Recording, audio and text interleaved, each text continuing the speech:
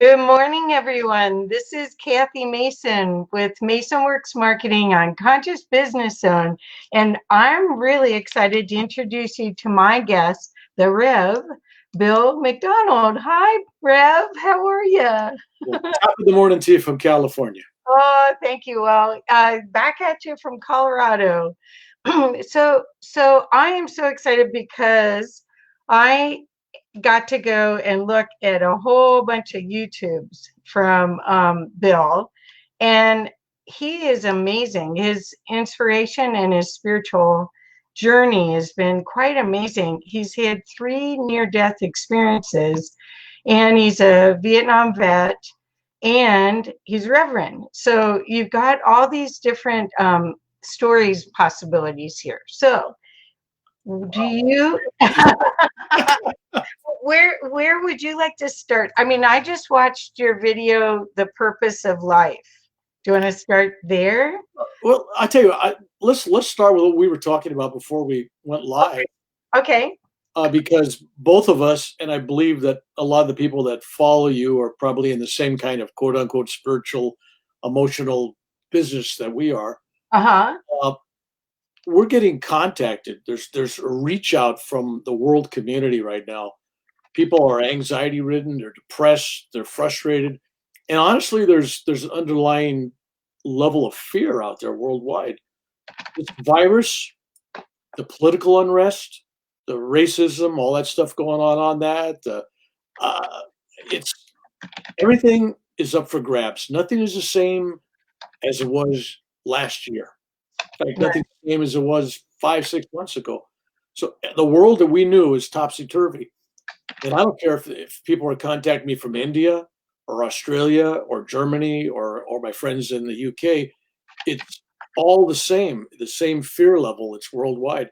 So the good news and the bad news is this: we're all in the same boat. So we're going to have to learn to work together on this thing and deal with it. But meanwhile, I'm getting a huge amount of people that are depressed. I mean, borderline suicidal. In fact, some of these people I've been talking to, there's indications that if this thing goes on much longer, some of these people have real limited abilities to handle this. And that's why doing things like this and what you're doing most especially is helping, because they need somebody to lean on it. I don't want to, a pun on that song, "Lean on Me" thing, but the people really do need somebody to lean on, and we need each other. So it goes back to the old adage about when somebody believes that they're only the teacher, they never grow. So Right. all of us that are in some kind of teaching, giving, helping mode, we have to realize that we are also a student and we learn from everybody, and from people higher up, from people lower down. And that's not a judgment. I'm just talking about energy waves or where people are at on the conscious chart. And that's not for any of us to evaluate, but it has its place. It'll just naturally flow into that. But to me, it's all about reaching up and reaching down. So we have an obligation to reach down to those people. I mean, you don't do it consciously. Oh, these people are less. No, it's not the maybe being less than you. You just help people that need to help. Right. Nature and spiritual DNA will take care of the rest. Those people that need your level of expertise will come to you. They will sense that you have something to give them. And let's face facts. I learned this lesson when I was a chaplain, volunteer chaplain at Folsom Prison in Wow. California. Johnny Cash, Folsom Prison. Yeah. And I was dealing with these lifers, and I'm locked up in a room with 18 of these guys were all killers, and no guard for 4 hours. And all these guys got tattoos on their eyes and face and all around, and and I got these guys to break down and cry on me. I mean, they're just, my God, they've done horrific things in their life, but underneath it all, they're still just a child, a hurt child. And when I started talking to these guys over a number of weeks working with them, I found that some of these guys have done just heinous crimes, had such terrible childhoods. Right. Right. I mean, if you saw the childhood and you knew that story, this ain't gonna have a good ending. So And I Right. also realized that I'm in there working with these gentlemen in this jail, but there was other people out there that could do what I was doing. In other words, these guys didn't need my high esoteric values and about karma and doing this and the kundalini and all. They didn't need any of that. They needed thou shalt not kill your cellmate, thou shalt not steal in somebody else's cigarettes. I mean, they need the basic stuff, right? So for me to occupy my time and everything with that, uh, okay, I could do that. But after a while, I realized there's another group out here that nobody's handling, and that's where I need to spend my time and energy. That there's other people could pick up my work here. So I've kind of shifted. So I'm not trying to take on big masses of groups of people anymore and multitask all these different personalities. Now I'm looking for teaching the teachers. Yeah, In other perfect. words, I'm not going to be around that much longer. I mean, I'm in my mid 70s. Who know, and with this virus, who knows? So I can't go out there and reach everybody. Before this virus, I was going to Texas, I was going to Florida, I was going to Connecticut, I was going to Washington and San Diego and Mexico City and all these places in Germany to give talks to 75 people here, 500 people in Pennsylvania, 60 here. And I kind of figured that out. And I go, at that rate, I'm not going to cover very many people in a year with the travel and all that other stuff that was getting to me. But with this virus and me staying home, I realized, I'm getting almost 1 million views on my YouTubes. Why am I beating myself up? It would take me multiple lifetimes to get that much audience, That's right? right. But I could do a video at home and post it, and my message gets out there. And you've been watching my videos, my messages all over the place. But if you really condensed it down to what my real message is, and it's just really about love and love and forgiveness and serving and actually that all boils down to love. I mean, the simplest formula, right? Like math, you get it down to its basics. So the basics is all about loving. And right now in the world, as that great philosopher John Lennon once said, all you need is love, right? Yeah. And there's so much truth to that simplicity because the answer to everything is love. Racism, the answer is love.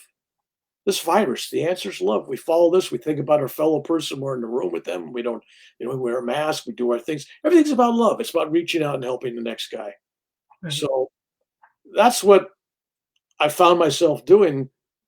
And it's interesting. Had this pandemic happened 1990, I wouldn't have had the internet. Right. I wouldn't have been able to reach out. A lot of people have been sitting in their homes going really batty. But now, happening at this time in this place, look at all the people out there exploring YouTube videos. Just take that YouTube Right. video. Right. Now, those with terrible minds and their hearts in a bad place, there's garbage to explore on there. I mean, everything from dancing cats to terrible, terrible violent things.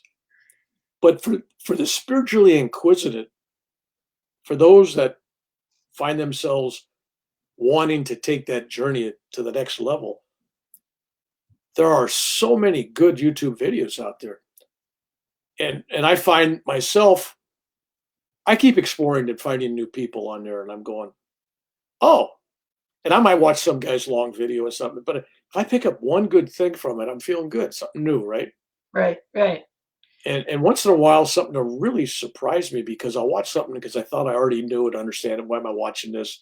And then all of a sudden I'm going, yeah, but it's highlighted it a little bit differently. At this level, at this place in my life, I'm viewing that differently because Kathy, when you were growing, when a few years ago when you were just 21, you were thinking a lot differently as you are now at 39. We we have these decade jumps, I call them. uh, Your 30s is not like your 20s. 40s, 50s, 60s, 70s. I'm sure when I hit the 80s here pretty soon, it'll be even different. I used to think when I was in my mid 20s, I really understood all this. I understood karma. I understood Kundalini energy. I understood all these philosophy. I mean, yeah, I understood it. I read it. I know about it. I don't even know if I'm fully immersed in what I believed 24 hours ago. I understand. Oh my gosh, that's so beautifully said. And Beautiful.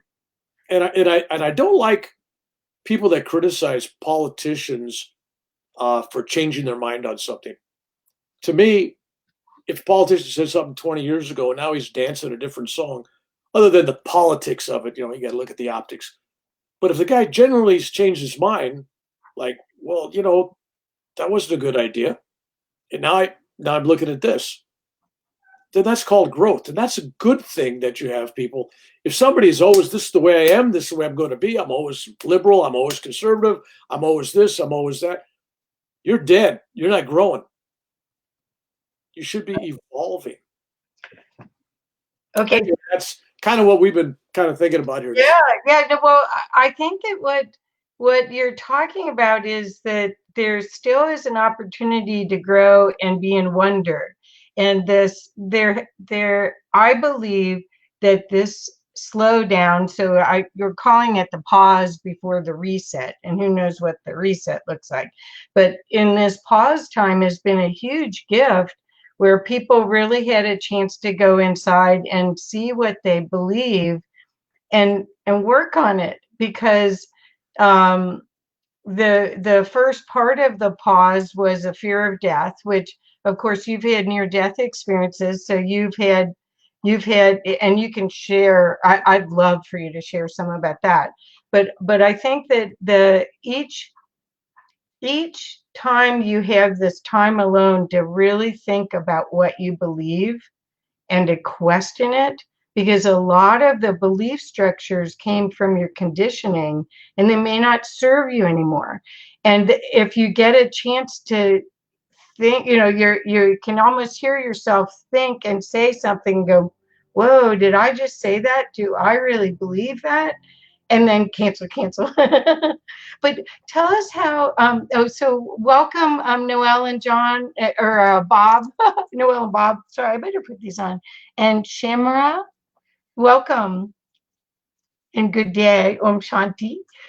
So what I'd like, could you talk about your perspective on all this is after having a near death, three, you've had three, one wasn't enough. One's never enough, right? Oh my God. It's like potato chips. One's never enough. Try to So, keep coming back. Yeah, not only did I have three near-death experiences, I had several. I mean, several. When I say several, that's thousands of really super mystical encounters or elevated spiritual visions of something. I mean, I've had what they call rainbow body experience, which yeah. probably people say, oh, light near death experience changes you and all that. But the trouble with me is I was kind of born in the box I'm in now. I've always been a seeker. I was meditating at 2, 3 years old. So I've Wow. always been that. There's not a great shakeup. But in 1970s, early 70s, I had a I had an experience. I'd been meditating that day. Oh, I meditated about 3, 4 hours in the morning, and I meditated a bunch of hours at night. I was married. I had a couple kids, and I was living in Danville, California. And I just finished a long, long meditation, and I went to bed. And I'm laying there, and I got see that picture sitting. Well, wrong hand. I can't figure out which hand I got. Hey, yeah, that picture back there, Yogananda, is the last photo. Yogananda? Yogananda. Yeah. And I had that sitting on my nightstand, that same exact photograph, same exact picture, same ugly frame that it's in. Didn't change it, just kept it. And I'm staring at that after I went to bed, and I'm just focused on it. And I'm still kind of in I'm only just a few minutes out of meditation. I just got to bed, so I'm still in that kind of state. And I'm looking at it. My breath is getting farther between incoming and outgoing. Next thing you know, I'm staring at it, and the eyes are alive. It's alive. And all of a sudden, bang! And I find myself becoming like a film, just like a film of light, a rainbow, just this rainbow light, just and kind of like the closest thing I can think of is when you watch Star Trek and they go into warp speed, you see the lights come by, you know, warp drive. It was kind of like spiritual warp drive. It was like all these lights and everything going, and I'm out here in this cosmos, and there's planets and suns and clouds of nebulous gases, and there's all this stuff, and it's all around me. It's not just in front of me. It's 360 and up and down inside. It's all around me. It was like encompassing all directions.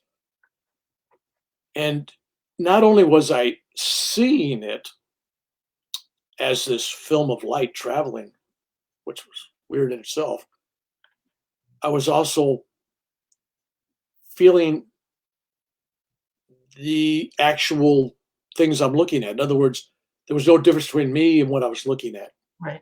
There was a oneness. So, and then there was this prevailing sound, that this background sound or foreground, because it was everywhere. There was a sound, this hum, this om sound that's just penetrating the cosmos. It was like in my mind, or no mind at that point, I'm thinking, yeah, that's the sound of creation. That's, this is home. This is, but the sound and I were one, and what I was seeing and I was one, and the rainbow and I was one. There was nothing that I was not, and so I was, and I use the word travel, like I'm going someplace, and it wasn't until 30 years later that I woke up one morning and realized all along it was never I wasn't traveling anywhere. The consciousness was expanding. Right. That's why it was in everything. It wasn't like I'm getting from point A to point B, because it was just, and it was like instantaneous speed. It's like people say there's nothing faster than this than the with speed of light, right? And I'm saying no. Yeah. Thought consciousness is faster than everything, right? So Yeah. there I am having this journey, enjoying this, all this around me. And I realized that this rainbow that I'm quote unquote traveling in, that I'm only a part of. It was like the cells in your finger are part of this greater self. I was a cell in this rainbow, Uh, that I was not alone in this rainbow. yeah. This rainbow was a family of a certain energy level, of a certain value system. And that sounds terrible. What I'm trying to say is, like, I was watching, there was other rainbows out there, but some rainbow was dealing with uh, science, some with philosophy, some with music, some with politics, even, and political stuff. And it was like these great souls were gathered into these specialized rainbows. And I'm just telling you what I picked up, uh, because it was like, there it is. I didn't think, it wasn't like, no, here it is. It's all there. And I knew that I'd come back to this rainbow body, that I was from this rainbow body. And this rainbow body was about spirituality, inspiration, motivation, pulling pulling back the curtain for people for that level, because other people are going to do it in science and technology and different interests, different fields, all part of the advancement of our not just our species, but multiple, all the species. right. Right. So, and in this body, this rainbow body, I realized that periodically various souls from this body would incarnate someplace, Oh. and then the rainbow body itself would support them in whatever they were doing. There was a supportive group, but at any one time there was people on Earth or someplace else from this carrying out their dharma, carrying out their intergalactic spiritual mission, whatever. I mean, there's no way to tell this where it sounds humble. It humbles me to talk about it. I didn't for a long time, and I I was given the future, the past, and the moment I was in, and I realized that it all flowed into each other. It was like the river already flowing in the ocean. It's all there. But it was while I was taking this journey, it literally took in Earth years about 300 million years. I was gone from my body in my bed 300 million years. Of course, when I woke up, it was only an hour and 15, 20 minutes. But when I was gone, it was forever. And I mean forever. And it wasn't until I had a thought about my children and my wife. And as soon as I realized I thought about my children and my wife back in creation, boom, was about 2,000-pound body back on my bed. I woke up bawling. But while I was in this rainbow, I saw where we're going. Okay. And I saw the future. And I understood without asking anything. I mean, ask a question. It's like, oh, what's this? What's that? No, it's like you knew there was a knowing. Mhm. But I also knew that those that have volunteered to be in this rainbow experience, they also voluntarily gave up their right to get off the wheel. In other words, they're going to keep reincarnating back as needed until the end of creation. So no escape clause for these volunteers. They're stuck on this duty, going back, suffering life, because let's face facts, life, you're going to suffer here, right? And also not knowing that you're from the rainbow, unless you have a unique experience, and not even knowing what your dharma or your mission is, perhaps not even till towards the end. So coming back from scratch and teaching, learning, progressing, doing things, whatever you got to do. So it would actually take me 3 volume book to really write about all that I saw, felt, and knew from that. What was odd with it, because when I came back, I was basically let known that some things I'll remember right away. Some things I won't remember till decades later or a year later. They'll incrementally come to me as needed.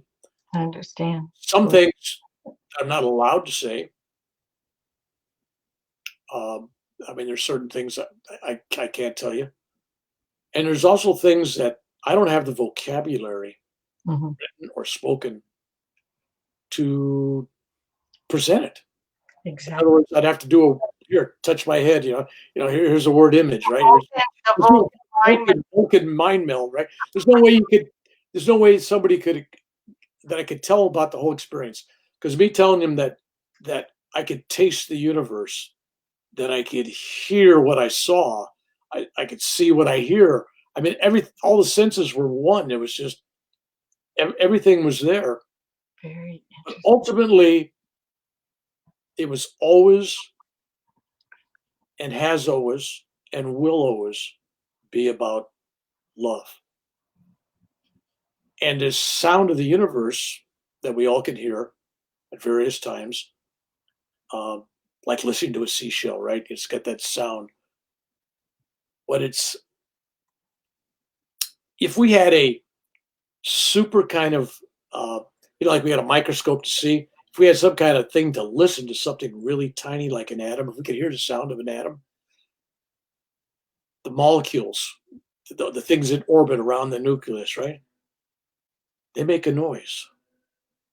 And that noise is, oh, Oh, that's what I was observed. I'm just, who knows? Some scientist. fan. You're full of it, Bill. You're full of it. Anyway, so No, you that's know. what I was picking up. And so it was probably the most unique, experience of my life. Although I've had, like I said, 3 near-death experiences. I've had Well, another unique experience. So I'll talk about things I don't normally talk about. Oh, good. So I don't know if you can tell by this nose. Right now I'm having some treatment done. You can see the red on there for getting rid of some skin cancer. But at one time, that nose was pretty much cut off. There was a big hole there, and it was built from my shoulder. That's Wow. my shoulder. That's my shoulder you see on there, and Wow. eyelid and all that stuff was all rebuilt. And uh, Wow. yeah, it's an interesting story. So I it took a it took a lot of inner courage because when I was first told I was going to probably lose my lips, my ears, and my nose and my eyelids, uh, there was a part of me that was vain. It was like, oh my god, I'm gonna go around looking like a monster. And so anyway, I had the nose cut off, and and I came home and I just had bandages all over the place, and my wife didn't want to look at it, and it was. I mean, you could see right in there. You could stick a. In fact, after they cut it off, when I was leaving the office, they pulled out a gauze, 3.5, 4 foot piece of gauze from inside my skull. It was like in the Oh, cavity of the nose was full of blood. So anyway, that's just give you the blade. So I get home, they dang. give me, they give me this bottle of like what's this drug everybody's hooked on now for pain? Uh, Opium? yeah, it was one of those Oh, ones. I don't know. Oxy something. Oh, okay. Yeah, I'm not into drugs, but they gave me this big pill bottle, and they were like mega doses, right? And the guy says, "Hey, in an hour or so, when this all the locals wear off, you're going to need this because it's really going to be painful because they burned. When they cut it, then they burn, right? They burn everything." And I said, "Nah, real men don't take pills. I never take green pills. I mean, I've had my teeth filled. I don't take for a cavity going down the nerve. I don't even take a shot." But Wow. so I get back there and it starts wearing off, and all of a sudden it's like I felt like my face, somebody had it on a barbecue grill and they're holding the face down. And I thought, well, maybe real men don't take it, but maybe I'll just take one pill. And so I took the pill. I said a prayer to Babaji, and as the pill was going down, just in my throat, I could still feel it in my throat. All the pain went away. I mean, it hadn't even hit my stomach. The pain was gone, and I'm going, wow, that's unusual. Maybe I don't need any pills, right? So I told my wife because I was exhausted from hours and hours. I had all day surgery, all day. What they do, they take a little off, they put it under a microscope, they come back, take a little off. It's hours. So I go to the room, and I'm in a room by myself because I'm just nobody wants to be around me. So I lay down and I sleep, and then I finally wake up because my pillow is wet, my blanket's wet, and it's dark. Right, and I'm going, my God, what a wimp! I must have been crying. I mean, I could have. So I go downstairs. I tell my wife she's watching TV, and I said, man, what a wimp. I said, I guess I was crying. I'm like, all my sheets and my pillow case, all this stuff is wet. She goes, what? So she goes upstairs and comes back down. She's got all these blood-soaked Oh my God. blankets and everything, pillow. She says, you weren't crying, you were bleeding. So I go, thank God. It's blood. It's great. I didn't want, it's better than crying, right? So anyway, so that night, about between 3 something and just before 4 o'clock, around 4 o'clock ish, that hour, all of a sudden the room is ablaze like there's a sun sitting in the room, a blaze of light. It's right next to this wall. And it's like, in fact, if I'm sitting here, it's the wall right in front of me here on the other side. But it was like huge thing, and it filled the whole 9 foot by 8 foot wall. The sun, and it was like pulsating, and it was so bright it should have blinded me.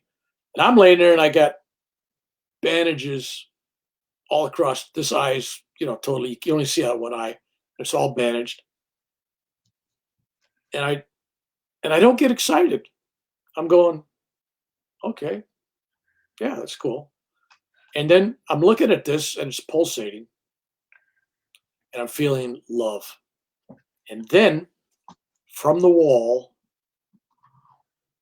comes this hand, a naked hand, no shirt, no nothing, just a hand and a wrist and an elbow, and all that. And it reaches out from the wall, just biblical, like, like writing on the wall type. This hand comes out from the wall Yeah. and just touches my face. And it was like getting hugged by Oh, 155 million mothers oh, wow. that Love. loved you beyond, no judgment. And I just sat there just vibrating, just this. My body was like a toaster plugged in. Instead of toasting the toast, it was just my kundalini energy was cooking. I was just humming. My spine was just humming. It was just humming. And I just felt loved. And I have no idea how long it lasts. But next thing I know, it's about 6 o'clock in the morning. I got to go to a plastic surgeon. So I get up and I'm trying to tell my wife, and she's kind of, well, that's interesting. It's like, Okay. She used to get used to this, I oh imagine. yeah. So I get there for the surgery, and this guy with no bedside manner, but he was the best surgeon they got at Kaiser. I mean, the guy was just really good. He was an eye surgeon and face surgeon, this doctor. And he says, and he explains to me and my wife what he's going to do. He says, I'm going to cut his forehead in a big triangle, and I'm going to take that skin and I'm going to flip it over, and I'm going to sew it on there. And there's going to be a hump there, and it's going to take 7 surgeries to get him back to looking like okay and get that to heal. And we're talking months and everything. And I said, Oh my God. and he had a picture of me with the nose gone, and he had grid pattern on there. And he says, tells my wife detail by detail. It's like she's freaked. She's doing like you're doing, right? Like, oh my God. So he goes through all the details of all the stuff he's going to do to rebuild my nose, right? He says, this is what we're going to do. I figured it out. I spent a couple hours on this. I said, okay. So I went in there surrendering to God. Whatever it is, it is. I'm not going to let my vanity or fear or anything else get in the way, because it was more vanity than was fear. I mean, Right, well, right. like I mean, not even I mean, I got a good sense of humor, but after a while that gets old. So, Yeah. so I go to the surgery, I come out, and I'm in the bed, and my wife comes in there and she's staring at me, and I'm like, oh my God, it must be worse than it was, right? And she's staring, she says, I want to see the doctor. So they bring the doctor in, and she goes, what'd you do? You didn't do what you said you were going to do. There was nothing on the forehead. You were all fixed? He had a bandage on her, but he says, what's interesting? He says, for 30 some years, I've been doing the surgery and I've done it this exact way every time. But when I got in there, I felt an inspiration to do something different. And I took a chunk of your shoulder right here, a big chunk in the shoulder, and I used that, the flesh of that, to mold and shape your nose. And I rebuilt your nose with your shoulder. He says, I had never done that before. And he was proud of himself. And I'm going, so, and then he gives me a big bottle of pain pills. Says, you're going to need this about 68 stitches. I mean, all this kind of stuff. Right? I have no clue. Yeah. So I go home, and guess what happens? Around 4 o'clock in the morning, That hand comes out again? same exact sequence of events. The whole wall is a sunshine, pulsating, bright light. And I turn over and I go, you're back. Hand comes out, caresses my face. Loved beyond love. I have no idea how long ago. So meanwhile, it just starts healing. It starts healing and starts healing. Um, and I would say within 8 weeks, it looked like it does now. Wow. And the doctor goes, well, when are you going to set up for your other surgeries? He says, that's it. I ain't getting no more. I'm good with what I got. And the last little thing was I met this holy man in India, and he came by to visit me, and he gave me a bottle of castor oil when I was home. Him and his wife visited me, and he gave me this bottle of castor oil that he'd been using. His finger bit on it and everything. He says, just castor oil, and I'll take the scars away. So other than the red now, because I got treatment going on it, it's pretty much scar free. Wow. So that was another unique life-changing events. But the thing with my life, and if you start to read any of my books, in fact, Do you hear from me? sitting up on the shelf there. But anyway, Yeah. Um, I when I first wrote my last book, Alchemy of a Warrior's Heart, it was 650 pages in length. And I go, I can't publish this. It's too much. Right. So I got it down to 250, which means I took out 400 pages of other stories equal to what I just told you. Oh my God. So I just took a sampling of stories and tried to keep things in a journey, like a view, so you could see spiritual progress as I went along. So it was for you to ask the question, can you tell you something about my life? It was like every decade, every year, every week is different. For example, little dumb things. There's dumb things, right? So last year, I lobby. I'm an unpaid lobbyist for the veterans. So I go to the state capitol, Sacramento. I'm in the Capitol building, waiting outside the governor's office. We have a meeting, and he's got this statue of a golden bear, California golden bears, grizzly bear. It's out there. That was a gift from Ronald Reagan when he was a governor. It's a big Oh, thing. It's tall. It's about 4 feet tall. And I'm talking to two police officers that are standing next to it, and I put my hand on the neck of the bear, and all of a sudden I feel something hit my hand, and so I just do that, and I open up my hand, and there's I wish stigmata like thing. medallion, a Saint Christopher's medallion, and it was like, wow. And the cops looked at me, and I looked at them, and we looked at it, because we knew we didn't see nothing on there before I put my hand on there, right? And I tell the cop, I said, "Well, is this state property?" He says, "We didn't see it there before. It's yours. That's your gift." I said, "Okay." So then I go back to state capitol a few months later, and I don't want to be late, and I didn't want to drive my truck and find parking spot in Sacramento. It's like every city; it's impossible. It costs you money.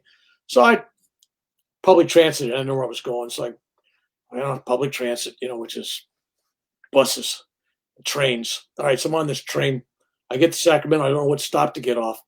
So I'm trying to look at this map, and this guy comes by and says, "No, the stop you want to get off is this stop here." And he tells me what stop. I didn't even tell him where I was going, right? And I go, "Oh, yeah, that's close to the Capitol." I said, "Okay, great." So I get off, and then I got turned around, and I didn't know which direction to go. Did I go east, west, north? And I'm standing there for about 2 minutes. He comes walking all the way back from wherever he was because he got off at the same stop. And he taps you on the shoulder. He says, "No, you're facing the wrong way. Go that way 2 blocks." Oh, okay. So I finally get to this meeting, and I'm on the Senate floor, and it was a special presentation and everything. And they call these people up front, and a guy comes. He's part of this. He's getting presented with something. And so I go to him. I said, "Well, if I'd known you were coming here, I just would have followed you." And he says, "What are you talking about?" I said, "Well, the instructions you gave me." And I told him the story. And he says, "This happened to you often?" And I go, "Yeah, yeah, actually." But he wasn't there. He wasn't the guy. But this was only like 10 minutes from it happening. 'Cause I knew this is exactly what he looks like, right? Same clothes, everything. But it wasn't him. Angel. So we were there. It was on March 16th. Let's see. It was March, the weekend, or just before March 16th, 17th. My birthday's the 16th. And there was four of us up there on this awards ceremony from doing things for veterans. It was and one guy's birthday mine was on the 16th. The other guy's the 17th. The other guy was the 18th. The other guy was the 19th of March. Wow. Had nothing to do with the event or anything else, but it was like we were all days apart.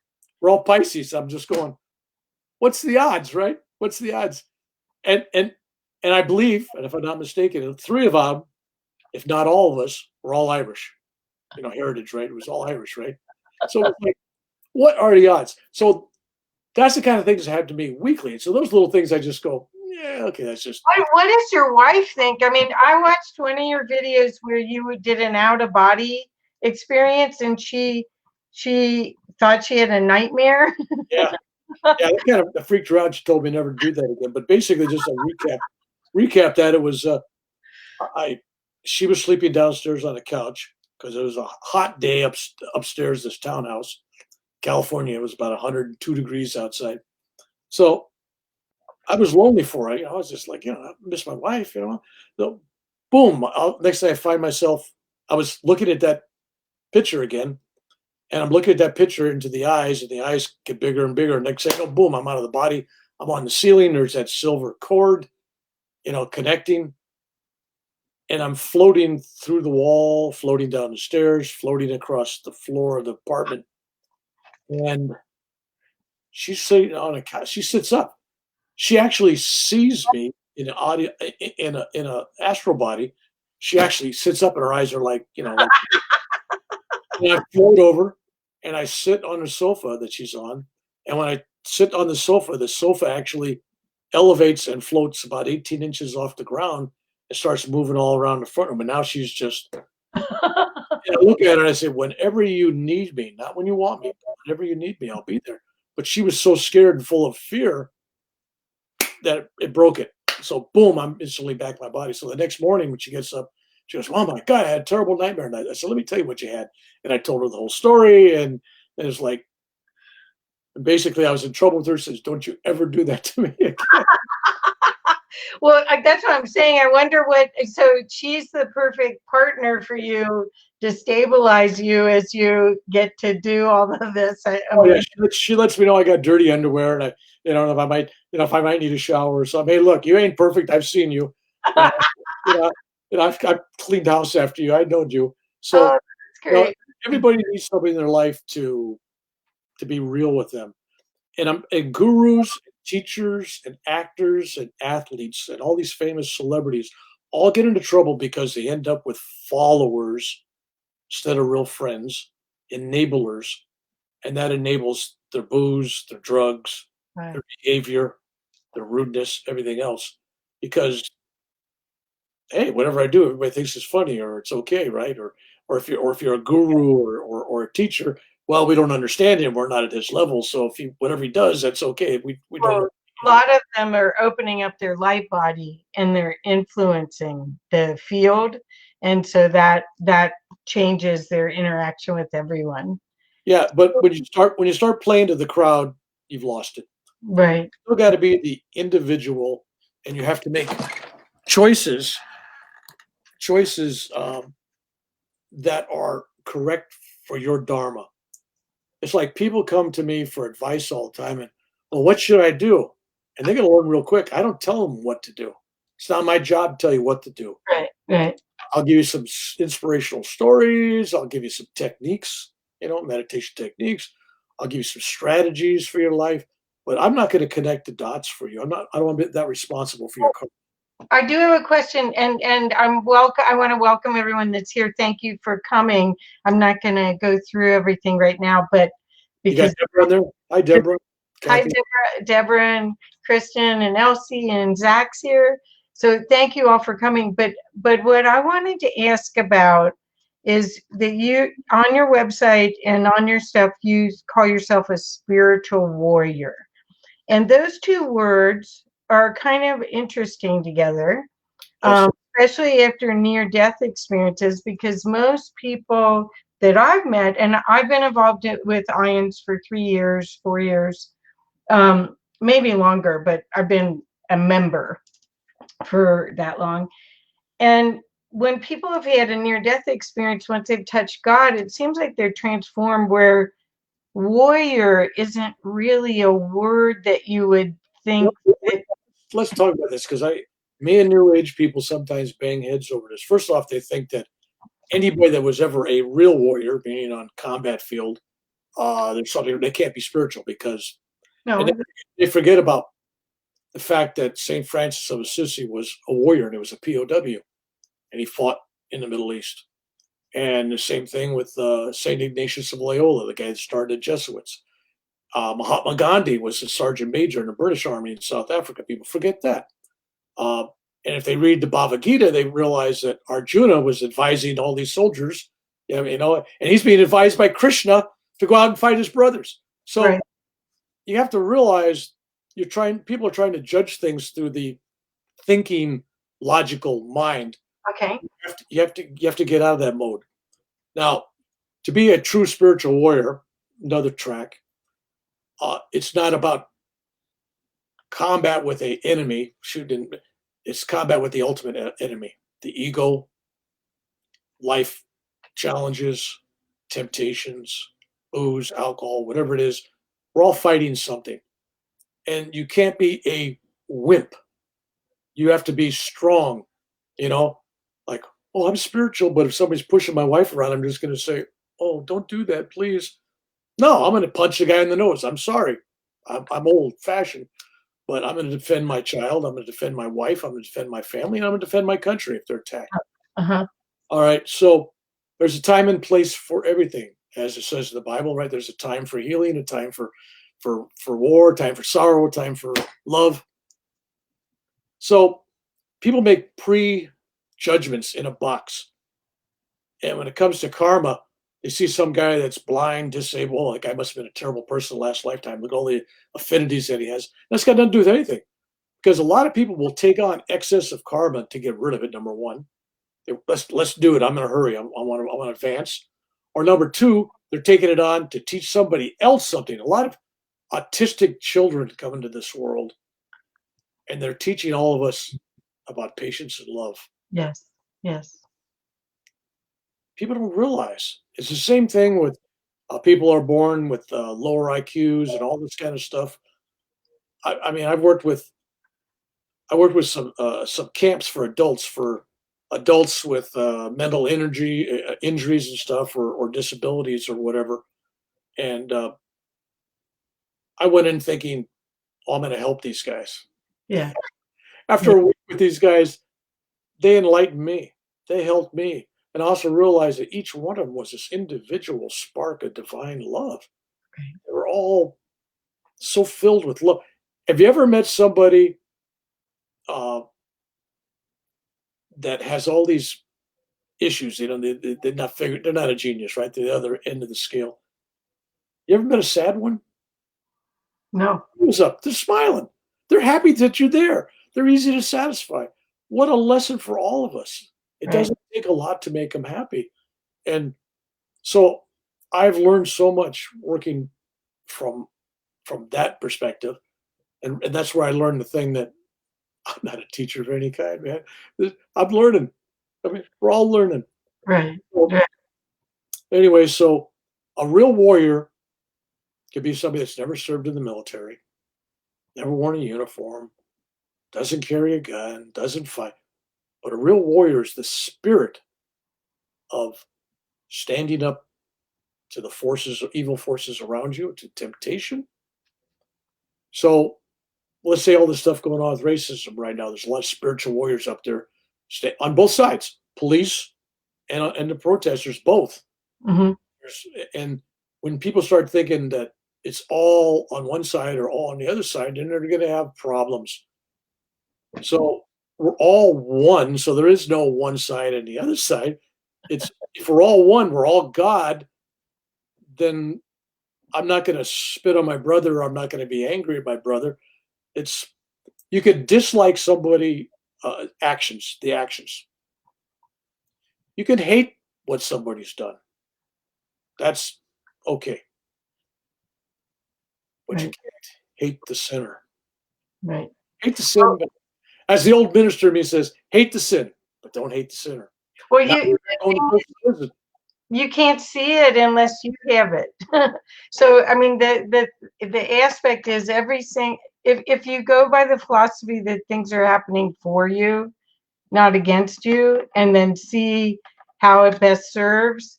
And again, it's an opportunity to autocorrect. So All of our life, we're doing that.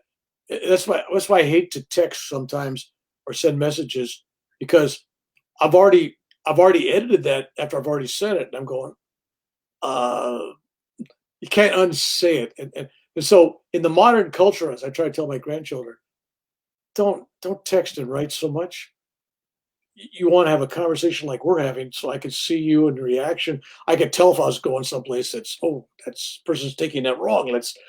Let's explain. Let's back down. Let's change uh-huh, the full communication is body, mind, and spirit.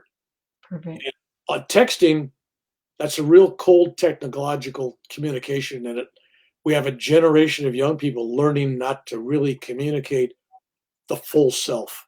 Well, they communicate in a different way. I was talking to a friend yesterday, and she has kids in California, and she said they do things in friends groups. So they have a different, well, they're different. They're hopefully of evolutionary quantum Oh, step yeah. from us. Oh, no, no. Let's talk about children for a minute. Okay. I mean, I got 6 grandchildren out there. I got one out there working a living selling loans, doing really great. I got another one in the military, 8 years in the military now. He's 82nd Airborne. He's an MP. Uh, he's out there taking care of us. And then I got one in college, University of Nevada, Reno, and she graduates in December, Wow. and she's going on to law school, I think, or something. And then I got one that's in between high school and doing the next level. He's trying to figure out where he wants to go. And this is a hard time for that now because the jobs and careers, it's tough. And then I got 2 in high school, which is kind of sad right now because they're missing proms, they're missing sports, they're missing Right. school activities. They can't be with their friends. It's crazy in California. But this generation is evolved from the 1940s, 1950s, 1960s generations. 70s was kind of in between, the 80s, 90s. But these 2000, whatever you want to call them, the 2000 group, they're very interesting. They got my attention. I really do believe that there's a spiritual change in their DNA. Hmm. They're coming in tweaked, that spiritual experiences are not so rare to them. Uh, their minds are more open. Just take a look at racism. These Very. young people, it's like they got friends. You never hear them say, "Well, I got a black friend. I got a Vietnamese friend. I got a Russian friend. It's friends. Right. Right. They don't separate them. It's friends. They're all in the box. It's a friend, right? Which is different than our generation will say, "Well, yeah, I got a couple black friends. Some of my best friends are black." I mean, these young kids would never say that. Right. Right. I mean, older generations already separated it out instead of just saying, "I got friends." Right. Right. I've been again. We're all one. Right. So hopefully, this pandemic, after we get through this initial spat, because there's a fear creates division, and so people are afraid of the other people. They're afraid of people coming into the country. They're afraid of the people that are here in this country. They're afraid of the disease. They don't want nothing to do with the other party because the other party is going to destroy things. It's back and forth, and it's like Clarity. fear. So you don't want to create fear. You don't have to agree with everybody. It's okay. But I miss that where people could agree with somebody talking about politics, religion, whatever, and they'd listen to you and they say, well, okay, well, it's not my cup of tea, but if it works for you, I'm happy for you. But here's what I think. Those conversations don't take place now, not even with good friends. It's like, whoa, don't go there. So um, my hope is after the next 18 months of this, and people think, oh, this thing's going away. I told people last year it was coming. I go, it's coming. It's overdue. It's 100 years. Come on, it's overdue. The good news is this: this is a preparation, a dress rehearsal for the bad one that's really coming. In the next decade and a half or two, there's a worse one coming. Historically, it's a fact. It's coming. And what we can learn if we sit down with rational people with no political agendas on either side, and they sit down and say, what have we learned from this? I hope somebody does a study afterwards. What worked? What didn't work? Right. Right? Right. Okay. And what can we do? Because there's going to be a bad one come. I mean, in 1918, when you got it, you could be dead within 24 hours or 48 hours. 1 or 2 days, you were dead. This thing is not so brutal. It's Right. terrible, but it's not as bad as it could potentially become. Right. It is morphing. I'm watching news the other day. It's not the same. They're saying it's not the same virus that was in New York. That's in Texas. It's different. It's changed. It's evolved into something more different. It could have gotten worse or could have got better, but it's kind of neutral. They don't know yet. So my whole thing with this virus, I look at it as both a curse and a blessing. A lot of people are finding out, damn, we don't have to watch football game every week or a baseball game or a basketball. Geez, sports was important, but it's not that important. Movie Right. stars and all these famous celebrities, they're not that important. We can live a life without all these people, Right. right? What's Right. important is family. And with Zoom and all these face-to-face stuff that we can do, people are rediscovering old friends. Right.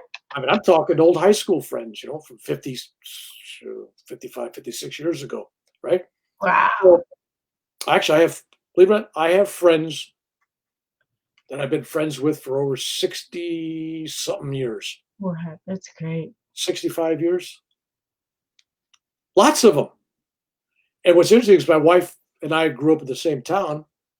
She was on one side of the track, so she went to a different elementary school and junior high and than I did, but we all funneled into the same high school. Uh-huh. So the people in high school we all know from different things. So between the two of us, we my friends and her friends, it all kind of mixes. So it's kind of nice, Neat. It's nice to marry somebody that's a friend because then you share the same friendships and you share the same memories and you got the same values. So we've been married over 50 plus years, Wow. and only because I never allowed her to own a gun. Well, I imagine hearing your stories and everything, I'm sure the energy is palpable if you've done the rainbow body work. That there's something, you got some mojo going. Well, I wanted to make sure, and thanks, Robin Davis is here, and Zach's saying stuff again. Thanks, Zach. I'd love to talk because we only have like 3 more minutes about. I'd like to talk about the virtual conference if you could. I'm going to I had your URL up and I'll make sure I have it in the comments. And is that the best way to reach you? Yeah, my website is good, or my Facebook page. And my Okay, my okay. website's real easy. www. Rev Bill McDonald. No dot. Just And you guys, I really recommend his YouTubes. I found myself going from one to the other, and some of them are short, so you can just sort of do that in between something else. But they're enlightening. They're heart opening. They're beautiful. as a friend of mine once said, he says your short videos are like enlightening in a bottle. Yeah, they are Enlightening in a bottle. I thought it was kind of good. lightning in the bottle. Well, anyway, Bill, when are you going to be presenting at the virtual conference? Okay, hopefully you'll have the dates posted on here someplace, but I believe I'm in the second day and I'm on a But panel. August And I 15th. get to be on a panel with Diane Cochran Oh, okay. and Tony, and I'm trying to think who else is on there. So that's the military NDE. Yeah, and we're going to talk about military and all that. And we did it last year. Was pretty good. Last year we did an actual workshop on Oh, military and that, and it had a good turnout. I think we had about 55 or 58 people, which at the IANS conference, they got places to go other than to that one, so that was pretty good because it was up against Susan Geisman, so there was some competition there. oh, that's why I didn't see you. I was at Susan's. Yeah, Oh, yeah, well. yeah. Because you had to make a choice. I mean, like, do I want to see Ugly Bill? Or do I want to go see No, this? no, I just didn't realize how cool the military stuff is that you guys have been doing. It's just amazing. I had no idea. Well, Want to talk a little bit about that so yeah, people yeah. know? You can say because Diane's been working on this stuff for decades. She's been working on a program. She's been reaching out to the veterans community, and then Lilia, who's been working, picking Yeah. up everything you can do in the military. And since then, she's been doing all kinds of stuff for helping me promote for the military, and she's I don't know. I don't think she's at a conference. I don't think she's presenting or anything this year. But she just did a couple of great interviews. She was on NDE Ions Radio. Yeah. Great interview, by the way. I wish people would listen to that. But I'm looking forward to this virtual. I think they're going to see when they see the full menu of speakers. There's something for everybody. I mean, literally, there's something for everybody. You could check on this and let people know. But I'm hoping that after it goes live, that people can come back to it and watch the ones they didn't watch. Right, right. Okay, because some things are simultaneously. Yeah, there's 4 tracks, and so there's things happening. And when I was in Philadelphia last year, there you had to pick between which room we were going to go to, and you knew you were missing something. Whereas with the virtual conference, it's all recorded. It's available for 90 days afterwards. So Oh, you have plenty of time to even pause one and go back to it. So it's not like one chance, one time, which is what the live conference is like. so anyway, those people that want to tune in and check out Diane Cochran's discussion group, and like I said, I'm adding my 2 cents. Okay. Maybe I'll throw in a nickel. So I enjoy working with her. She's a wonderful person, and the organization it's fulfilling a hole that I don't think people even knew there was a hole before, like before it started. Right. There was this emptiness that people didn't even know was empty. It's like discovering empty space, and then you realize, oh, there's something missing here. Right. Now, if Ions wasn't there, you'd say, hey, bring it back, right? Well, what I love about it is that every time I've been involved with it for a while now, and I haven't had a near-death experience. I've had many spiritually transformative experiences, and so what I've seen is that it really gives people a platform to speak it out and maybe learn how to communicate about it, because you don't have words. So what you said about your rainbow body experience is true, that when you've had a spiritual experience, it's a feeling.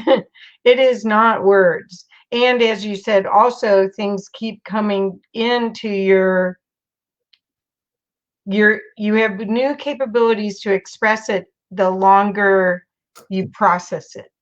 And so by being in group, there's experiencer lounges where people can come, and some people, I mean, I've interviewed some people that said they waited 30 years to tell people, and they've been walking around with that experience, probably remembering it every day of their life for that whole time period, because it changes you that way.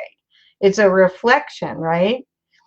And your rainbow body expression, that I mean, once you've had that, I wake up in the morning thinking about it. I do. Well, that's what's good about the experiencer loungers. Uh, I helped with that. I helped, quote unquote. Uh, there was people that really worked at that, and thank God, because I was stretched trying to do so many other things. I have gotten feedback on that, and I watched people. That was more important than even listening to the other speakers. That's right. Be able to go in there and sit and share it with another 10 people or 15 or 20 people. It has a place, and so I'm glad they're doing that, even if it's virtual. Right, right. Well, it's a safe place. Yeah, I mean, the thing is, you have your wife and you have a support group that goes, oh, there he goes again. He's done something else transcendent. Oh, let's hear what he's done. But think of all the people that don't have that don't have a support group. So it's almost like you feel like you're in soul family, and everyone's working from that heart space, because they've touched another aspect of reality. And so they're not, the kindness is a theme that I would use. It's not just love, it's kindness. It's a whole different way of interacting with people, from a different level of awareness. So it was definitely great. When it comes back in person again, and I don't think it's going to necessarily be next year, but when it comes back again, uh, people ought to afford the opportunity to go. Right, You're right. finding out that you can do a lot virtually and effectively, but there's something about interpersonal relationships, eyeball to eyeball. You're sitting there and you're talking to somebody. Yeah. I hope we don't lose that from the social experience that we're having here on. I don't think we will, but I think that there'll be more honor to it. There'll be a lot more I'll tell you reverence. what, I'm not hugging people and shaking hands anymore because I used to do that everywhere I went. Now it's Yeah, namaste. namaste, stay away. Namaste, stay away. Stay away. Yeah. Right. Oh, okay. Well, thank you so much, Bill. I such a wonderful time with you, and I've gained a lot of wonderful inspiration from your videos on YouTube. I look forward to learning more from you for the virtual conference at IONS. So it's virtualconference.ions.org. I'll put all of the links in the comments here. So please, and Bill, the best way to reach you is here on Facebook or on your website. Let's put your website back up again. Yeah, my website or my Facebook page. And if they want to go my YouTube channel, it's Bill McDonald, not Red. I think it's just Bill McDonald. You didn't do the Rev. So Yeah. there we go. So there's RevBillMcDonald.com. Real easy, actually. It's really easy. I did it for me because I'm an easy guy. Well, thank you so much. I look forward to hearing you speak, and thank you so much for your time and your sharing here. And thank you, the audience. I didn't really include you that much because I didn't want to break up these great stories. So, so Now, I hope. are we going to be able to reply to those after we shut Oh, down? sure, sure. Yeah, once we're done, we can get on and talk to everybody. Okay. All right. Okay. Well, thank you. See you soon. I hope to see you again. Yes. Bye bye.